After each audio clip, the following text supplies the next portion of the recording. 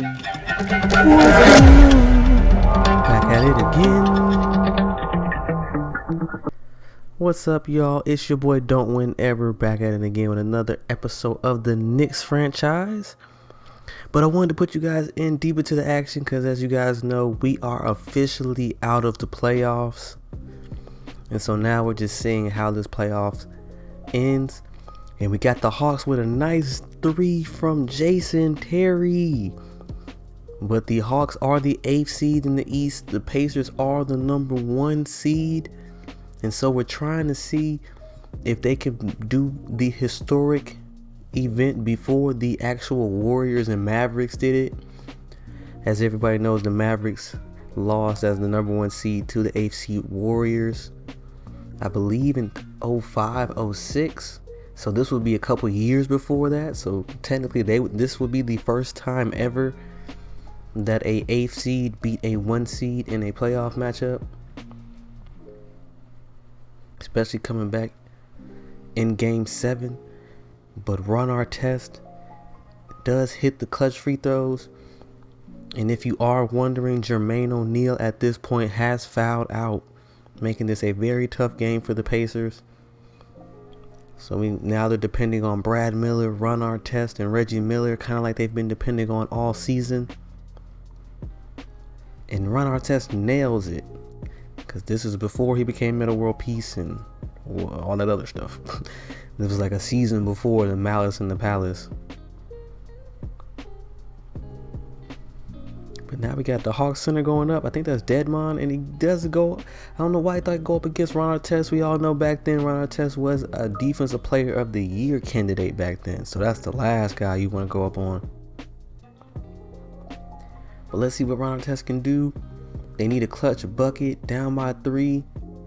Goes to the rim and gets the foul.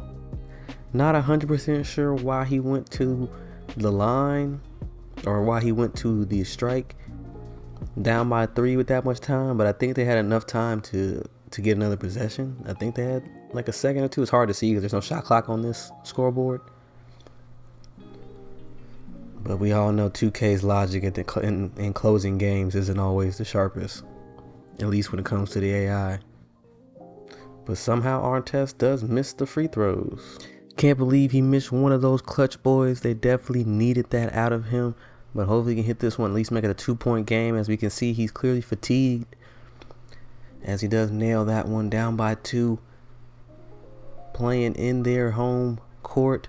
Now they're in a must-foul situation, man. This could spell the end for these boys, as Jamal Tinsley did have to jump on Jason Terry. Now they need one more foul before they can get to the free throw line. Reggie Miller runs out there. And now it's time for, I believe that's Deion Glover, man. Yeah, Deion Glover. So I'm saying it's been so long, man. This brings back to like 2K5 days.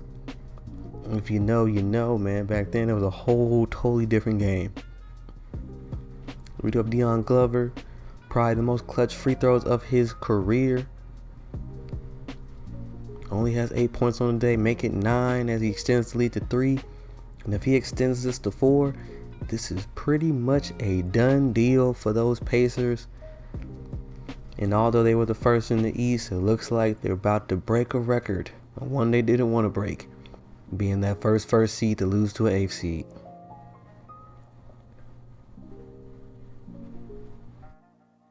Down for 16.6. The fans are still in it. They're rising to their feet. They still believe in their team, the Pacers. We need a quick bucket, though. Definitely want to look for someone like Reggie Miller or Ron Artest. He throws it up. 3. Look at that from long range. That puts them right back into it. Down by 1. Obviously, they have to foul again. They put the ball in the sure hands of Jason Terry for these clutch free throws. And as we've seen, like in our game 7, comes down to the free throw line, man. Who is going to hit those free throws? But we know Jason Terry was like a career 80-some% free throw shooter, so we know they pretty much don't have to worry about these going in. First shot in there. As Sharif Abdul-Rahim watches this up-and-coming Hawks team is putting in work on these Pacers, and he does hit the second one to get it to the 3-point lead. More timeouts. They got some splaining to do, or some talking about to do. Gotta get them a play or something. As them cheerleaders need new colors. Nobody wants to see nobody dancing in that bright ass yellow, bro. That is bright, bro.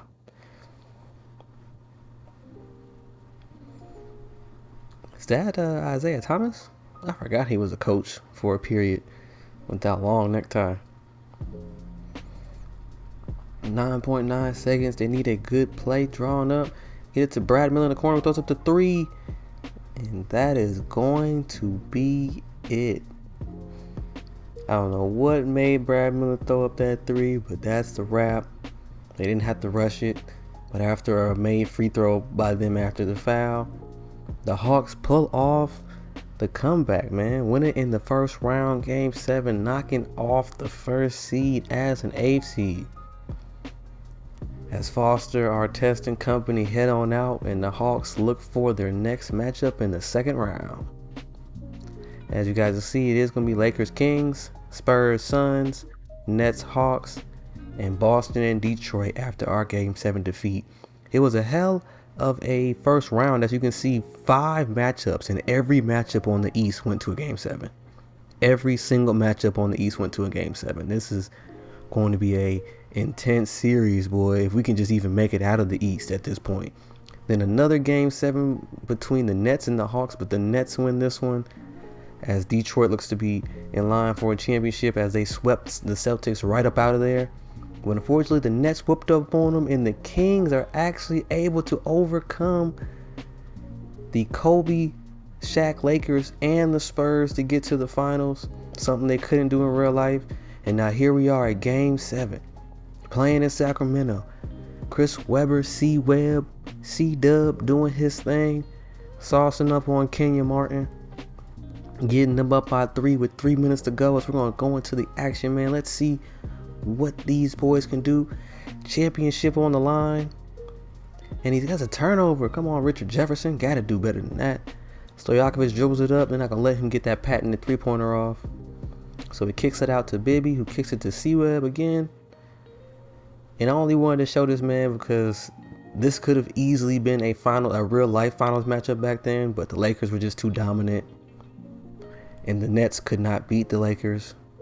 So this could have easily, especially in like 02, 03, could have easily been a real finals appearance for both of these teams.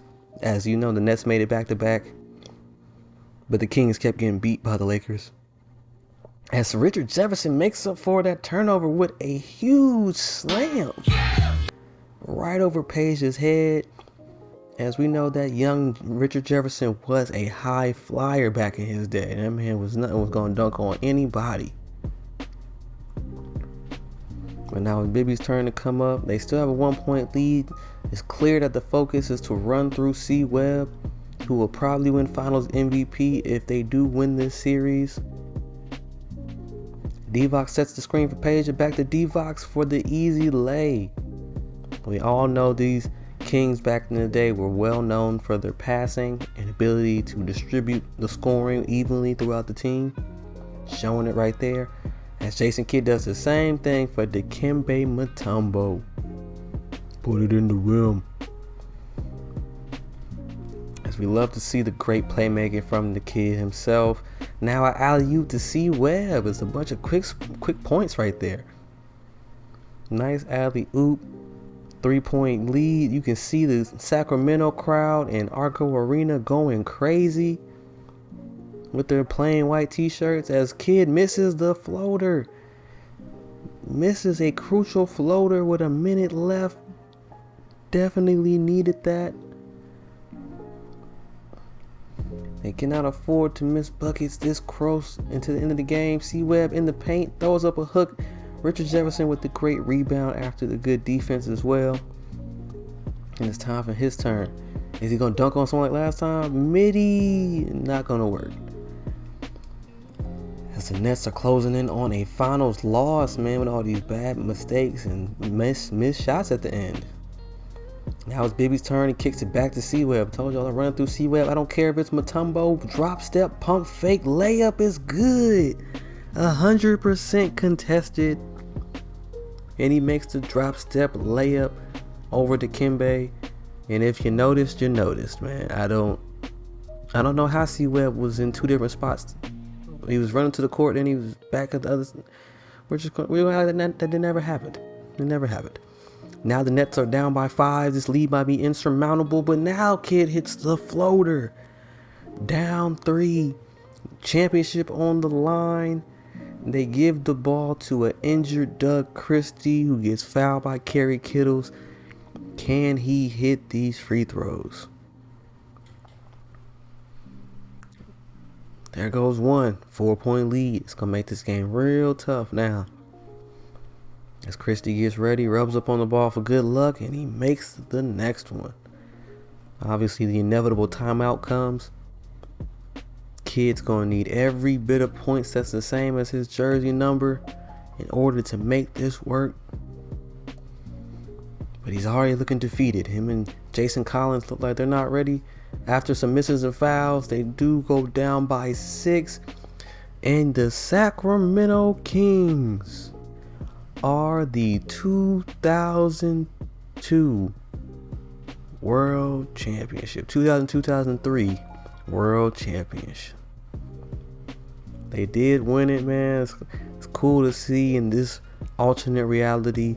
C-Web in that starting 5 with Bo Jackson, Gerald Wallace, Hedo Turkoglu off the bench were able to pull out a championship. And hopefully that's next for our Knicks and our Kings in our other series. As I know I've been kind of slacking on posting some of these videos, guys, but I'm going to get them out there to y'all. Promise you, from here on, from the Christmas season on, man, we're going to be posting at least 2-3 videos a week. I apologize, man. I'm spending some time with family, getting some overtime, some work in for some Christmas gifts. Y'all know how it is, the grind. But that is going to be the season as the Kings do win that championship. But remember, we did make a very valuable trade with the Pistons for Kurt Thomas to get their Grizzlies pick. And as you can see, the Grizzlies are a bottom 3 team, meaning that we have a very good chance to get a top 5 pick in what is considered the best draft class ever, with Carmelo, LeBron, D Wade, Chris Kaman, and Chris Bosh. So having this Grizzly pick pretty much guarantees that we're going to get one of those 5 players to build this roster up to make it younger, faster, and better, man. As we're still not sure in this offseason what we want to do with the big contracts like Sprewell, like Allen Houston. But as we look at some of these retirees, we see Terry Porter, Dell Curry is calling it, Wardell is getting out of there, John Stockton, Kevin Willis, Avery Johnson looks like he's about to go coaching. And that was it. We did get a chance to see Jordan's final game in Madison Square Garden, like we did at the very beginning of the episode, as he will call it a career. So some very notable guys. Sam Perkins, who also came out of that same draft. Clifford Big Dog Robinson, Glenn Rice, John Starks, Vinny Del Negro. A lot of coaches and pretty solid players are leaving the league at this point, as I just repeated myself. Even Sabonis' dad is getting up out of there, as Jordan and Stockton, as we all know, just like in real life, are surefire Hall of Famers. And they get their numbers retired, just like in real life. No real historical changes. Some logos and things change, but nothing crazy. Nothing really worth noting, but let you guys see the full process of our offseason. Get you guys excited for next season, man. We're definitely going to improve in the draft, try to improve through free agency, and improve in our coaching and our personnel. as no rules were accepted, so we're just gonna breeze past that. And now it's the moment of truth. Like I said, we do get that third pick from trading with the Pistons for that Grizzlies pick. Now we just gotta hope that 2K doesn't hoe us.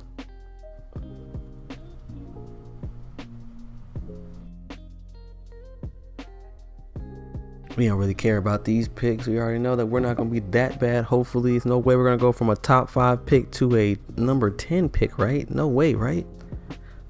I don't think 2K hates us that much. But this is a good moment to shout out the page. If you guys are liking the content, liking anything, man, any suggestions you want for the channel, put it in there, guys. Subscribe, follow the platforms. I'm on Twitch streaming. I'm on Instagram. I'm on X or Twitter. It still feels weird to say X, but I'm all on that stuff, guys. So follow me at the social media at the top at Don't Win Ever. I'm pretty much on all platforms. And make sure you subscribe to the channel, man. We're gonna be putting some dope stuff up there on the page as you see the Bulls sneak in and get that 7th pick. But yes, go ahead, subscribe, comment if you liking the series and the ideas. I've been grinding some my players, so I definitely have some builds to show you guys and some gameplay of that. Hit some crazy game winners. I got all kind of content for y'all coming out. But as you guys see, we get the 5th pick. We were supposed to get 3rd based on percentages and fell to 5th. Come on, 2K. 2K can be so annoying, man. Like, make a good trade. Top 3 pick was what I was supposed to get, and now the Cavs get it. So now we miss out on our chance to get Carmelo, man.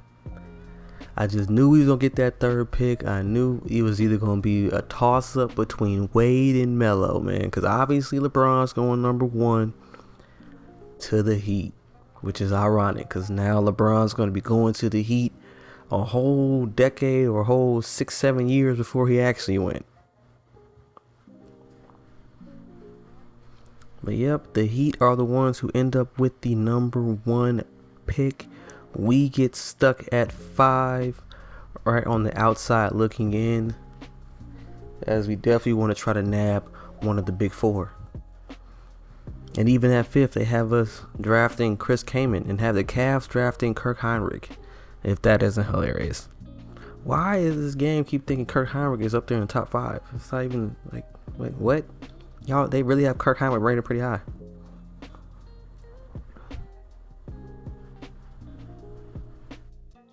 But now it is time for the draft. It's time to see what we can do, if we can work some magic. And what you guys didn't see, what I didn't show, but I'll tell you guys about here, is we did move up 1 pick. I essentially traded our number 5 pick to the Jazz for their number 4 pick. And the only additional part of the trade was I also traded Othello Harrington. And so we did give up a power forward in the process to move up 1 pick, but I felt like it was worth it. Chris Bosh goes 2nd to the Magic to pair off with T-Mac. As you guys saw earlier, LeBron goes to the Heat even earlier than normal. But I think Bosh with T-Mac and Mike Miller, that's looking pretty scary out there. And I'm sorry, Knicks fans. I really wanted to get Melo on the team, but the Cavs were unwilling to budge on a trade. And we just missed him, man. Just missed him. That was supposed to be our spot to get him. If the game would have put us at the number 3 pick like we should have been, we would have had Melo. But it is what it is, man. The game hold us. Did us terrible. Some kind of terrible. They messed us up. But Melo on the Cavs team was going to be interesting. Melo goes to LeBron's hometown. Let's see what he can do over there in Cleveland. And as you guys know, we're definitely going to pick Jack Tatum as our number 4 overall pick. No, I'm just playing. But at least with the Magic picking Bosh and no one else seeming to want him, we get a free shot at Dwayne Wade. So the trade did pan out for us,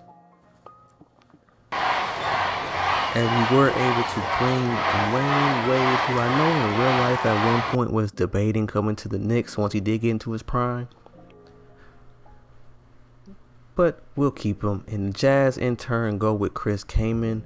I didn't feel like center was a big need for us at this time. I thought that getting a generational talent like Dwayne Wade at the guard was way more important. So I feel like we kind of finessed the Jazz on that one. But we'll see how that pans out in the future, because obviously the Jazz already had Deron Williams and some other wing players, so they didn't really need Dwayne Wade as much. So the trade works out for both of them. It's just we all know Dwayne Wade turns out to be a better player than Chris Kaman. So gotcha, bitch. I can't believe missed out on Wade on Carmelo, but Wade was good enough. As Nick Collison gets drafted later on, right outside the top 10. Kirk Heimer goes number 15 to the Raptors. We also picked up Darko Milicic with our actual draft pick, because we didn't trade our actual first round draft pick. So with that, we pick up Darko. I feel like this was a much better spot for him than top 5 like he went in real life. David West also gets drafted later on in the first round. Kyle Korver goes to the Hawks, ironically, where he had his best numbers at in real life. Matt Bonner also gets picked up in the second round. Keith Bogans, as you guys see me scroll past, along with Marcus Banks. And we actually ended up drafting Luke Ridnour in our second round pick. So yeah, a lot of guys who were some journeymen in real life. So I feel like we nailed this draft. Definitely wish we could have got Mo Williams or Leandro Barbosa. Definitely would have probably preferred Mo, as we know he turns into a pretty lethal mid-range three-point shooter. But Luke Ridnour is definitely a good PG that can handle the rock and shoot threes. Along with John Barry, who seemed to have been our very last pick.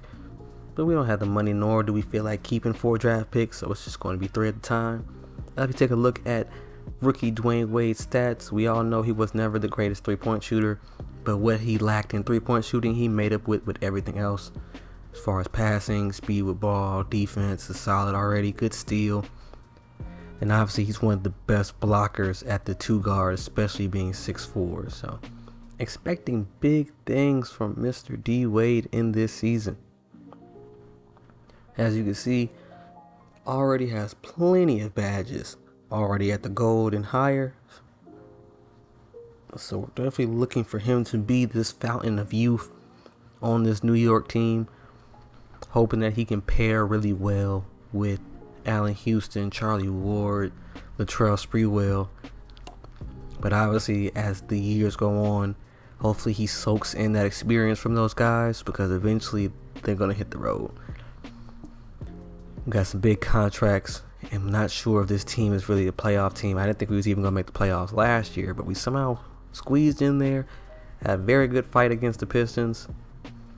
So hopefully these draft picks can push us over that edge to get us in a championship form.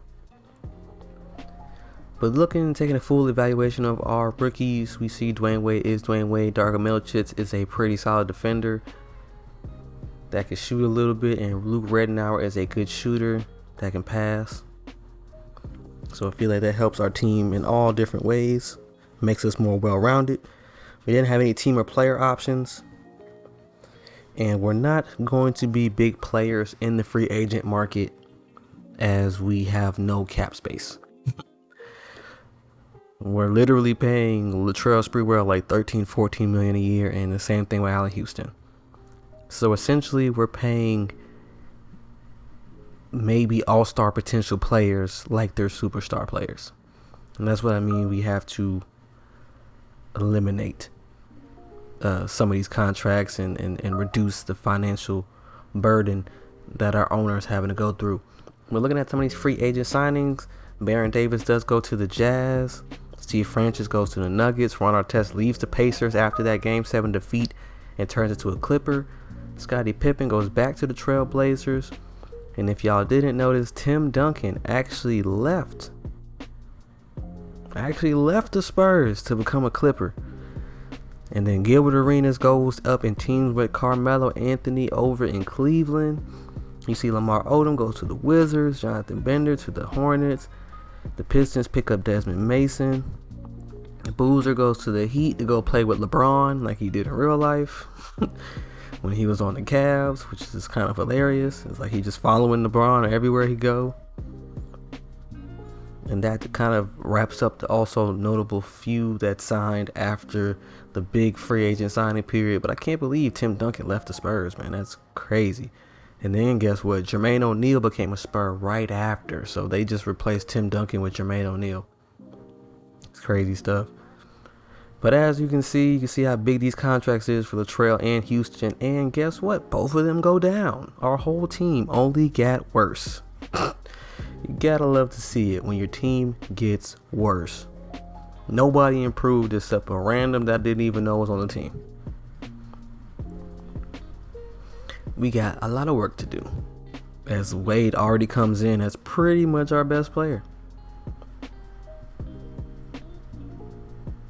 We're taking a look around the league. Kobe is starting to enter his prime. Shaq is kind of exiting out of his, but he's still a superstar. They did sign Juwan Howard in the offseason. Like I said, T-Mac out there with Mike Miller, Chris Bosh, and Grant Hill. That's going to be a pretty scary lineup to play against. Young Dirk with Steve Nash still on it, Michael Finley, Nick Van Exel and company.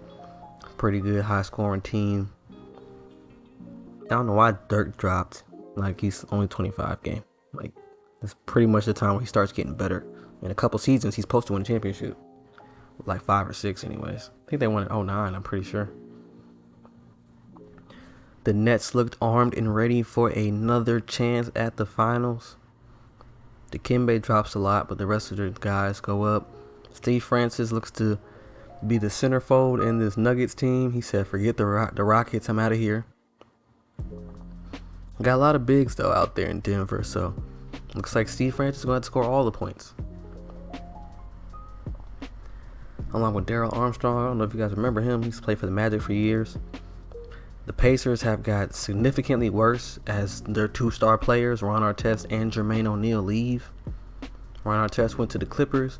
Jermaine O'Neal went to the Spurs, like I was saying earlier. So now this team has pretty much Brad Miller and a very old Reggie Miller. The Pistons are able to retool, like I said, with that Desmond Mason signing. That was a nice piece for them to help along the wings. Tayshaun Prince improved at the last year. A good thing we did trade Kurt Thomas, as he also regressed and we were paying him a good amount of money. So slowly but surely we get rid of some of the salary cap problems, lowering them onto other teams. But the Pistons look like they're in line to make the playoffs again. Poor Vince Carter out there. Looks like it's just him. Yao Ming now takes a big hit, losing Steve Francis and a couple other role players. So now it's just literally him and Coutinho Mobley. Like I said, Jermaine O'Neal is on the Spurs with Elton Brand. Yes. To replace Tim Duncan, they signed Jermaine O'Neal and Elton Brand. What the 2K? You couldn't re-sign Tim Duncan. You had to take him from the Clippers, Elton Brand from the Clippers, and take Jermaine O'Neal from the Pacers, and then throw Tim Duncan back on the Clippers. But that's going to be a scary team out there in San Antonio. The Suns look like a very nice up-and-coming team with Sean Marion and Amari Stoudemire vastly improving. The Supersonics literally just have Rashard Lewis. As Gary Payton is getting older, KG still out there carrying that Timberwolves roster. And then Rasheed Wallace, in this universe, never gets traded to the Pistons or signs with the Pistons, so he's still a trailblazer. Holding it down over there. And the Warriors still got the high flyer Jason Richardson and Antoine Jameson. And now, post-Jordan, the Wizards did re-sign Lamar Odom, or did sign Lamar Odom, to go along with Jerry Stackhouse, Larry Hughes, Kwame Brown. They did draft Jack Tatum, because for some reason Kwame Brown listed at the power forward, so they drafted Jack Tatum with their top 5 pick, or top 10 pick. I think they were like 7th or 8th, something like that. So they kind of have a what the F team. I don't really know what they're doing, but their 2, 3, and 4 ain't too bad. And then obviously AI, pretty much out there with Keith Van Horn. Ray Allen takes a huge dip for some reason at 28. Michael Redd is now the star of that team. The Bulls are trying to figure out what they're doing. One of young Jake Williams and Eddie Curry. And then another new dangerous team with Melo, Reggie Davis, Big Z, and Gilbert Arenas. Like, that's a pretty nice lineup, man. That's a nice starting five. And then you still got the two-headed monster and Antoine Walker and Paul Pierce headline in Boston. And look at this Clipper squad, man. Andre Miller, Ron Artest, and Tim Duncan. I would have never thought all three of them would have been on the same team. And then the Grizzlies, who we definitely appreciate them for being so stinky last year and giving us that top 5 pick. Along with the world beaters in the Hawks with their big squad. And LeBron headlining the Heat with Eddie Jones, Caron Butler, Lonzo Mourning, and Carlos Boozer. That should be a pretty nice lineup. Looks like LeBron is going to have some teammates this time. I mean, the Cavs, he had Big Z and Carlos Boozer. So it looks like he's still going to have a solid squad. Hornets are now headlined by Jamal Mashburn now that Baron Davis has left. So it's just Mashburn and PJ Brown. And then Karolinko with a young Baron Davis, Matt Harpring, and need to retire Karl Malone. As we know in real life, this is when he goes to the Lakers. And then they lose. No, I think that was 04. Yeah, we're still in 03. So, like, he goes, hopefully he don't stay for another year. It's like, go ahead, retire, Carl. Go ahead, retire. But the Kings get a little bit worse. But Bibby makes a huge jump. So hopefully they can still make that run at the finals. And now it is time for one of the most important times of our season, considering that we're probably not going to go deep into the playoffs if we even make the playoffs. Come on, Darko. Suck that shit up, man. So one of our important times is seeing how our young talent develops. So as the GM, I have to go out here and see what my young guys are doing, if they are going to be ready for the limelight of playing in New York City. Are they going to be ready for those playoff fights, those championship runs? So this all starts here, out here in the Summer League. As Darko finally got out of the stomach flu or whatever he was having. And now we go up against the Wizards. We do beat them to advance in the tournament. D-Wade did have 17 and 9 assists. Love to see the playmaking very early on. As we know at Marquette, he did play shooting guard, point guard. So we know he has the ability to playmake. But this is definitely where it all starts because, yeah, pretty much either during or after this season, my goal is to unload all the extra salary cap we don't need. There's just no point in having it, especially with the team regressing. But Melo also is hooping out there, as well as Bosh and LeBron James, all hooping out there on their respective teams. LeBron had 22, 3, 4, 2 steals and a block on over 50% shooting.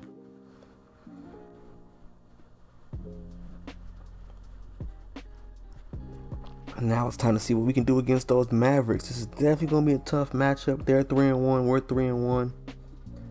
Let's check it out. Hopefully our boys can come up with the victory. But like I said, the Mavericks are a tough competition. Down 7 with under 3 minutes to go. And remember, this is the Summer League. So a lot of players that are looking to make roster spots, along with our rookies like Rednauer, Milicic, and Wade, as he shows the post moves. So we're just expecting a good game. Winner or loser doesn't really matter. We're just expecting a good game and see what our young talent can do in moments like this, in tough situations where we need a bucket. Damn sure isn't that, as we played no defense on the backdoor cut. But don't worry too much. I'm really only focused on the guys who are going to make the roster that we've already secured contracts. A lot of these bench guys don't really care about. But we do have Abracia, who started at center for us last year, passing the ball out. Luke Reddenau's out there. Kicks it to the corner to him. Not ready to shoot it. We do need a good shot on this possession. 5 seconds left. Right back to Rebracia. Great pick and roll. Great ball movement from our youngins. As if you don't remember, we did pick up Rebracia last year in that trade for Kirk Thomas. So it's like we won that trade completely, man. We got Dwayne Wade. We got a solid center. And we freed up some cap space. And that's all you can ever ask for. We're down by 7, 1:44 to go. How can Dwayne Wade lead his upstart summer league team? Definitely feeling the fatigue as he goes up against Keith Bogans, who we all know was a pretty solid defender in his day. Staying quick-footed, not letting Wade do much. Pull up 3 from Rittenauer, and it's no good. But Rebracia right there for the putback, but he also misses. Would have loved to have seen the and one. But hopefully he hits both free throws, as he has a smooth shot. It's a smooth shot. Hits the first and hits the second. Only down 5. It's going to be a tough lead to come back from, but it definitely is doable.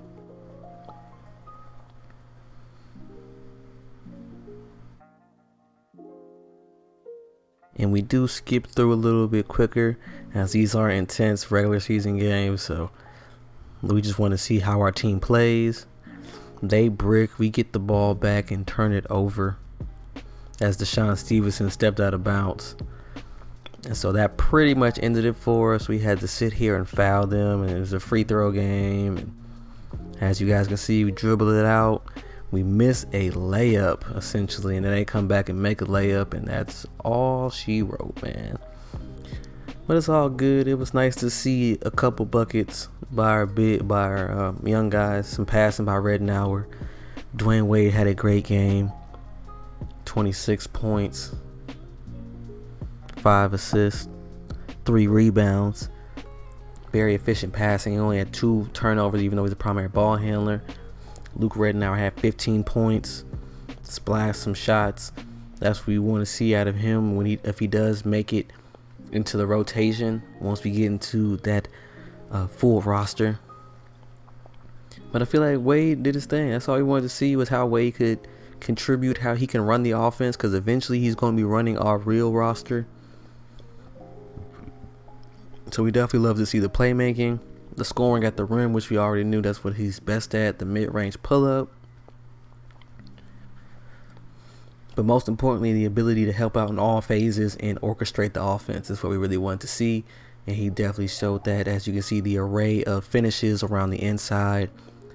Love to see the ability to switch hands, lefty-righty finishes, drop steps, able to take people off the mid-range, hit the faders. Love the game that we see. So getting into the minutes, as we do get to that point where we are almost ready for game 1 of the regular season. Milicic will get right at double-digit minutes. We want Wade to come off the bench as a 6-man since he is a rookie. We don't want to disrespect the veterans who've been working so hard during their careers. So we'll let Wade come off the bench for now, but he will get hefty minutes. He'll just come off the bench. And as you can see, as we finalize, he does get about 27 minutes, go along with 32 and 33 from Allen Houston and Spreewell. It's like, if we gonna pay y'all, we gonna make y'all work, man. Y'all gonna work for y'all contract. We paying y'all like superstars, y'all gotta play like superstars. But that is going to be it for the episode, guys, as we round out and get through the remaining portion of the offseason. Looks like we're heading to Canada this year for the All-Star game. And obviously this 04 draft is going to be a good one, headlined by Dwight Howard and company. But anyways, guys, I hope you're loving the content. Make sure you like, subscribe, and comment. But it's your boy Don't Win Ever, man, out this thing. Peace, love, blessings. I promise you, man, we're going to win a championship. Just give me a little time.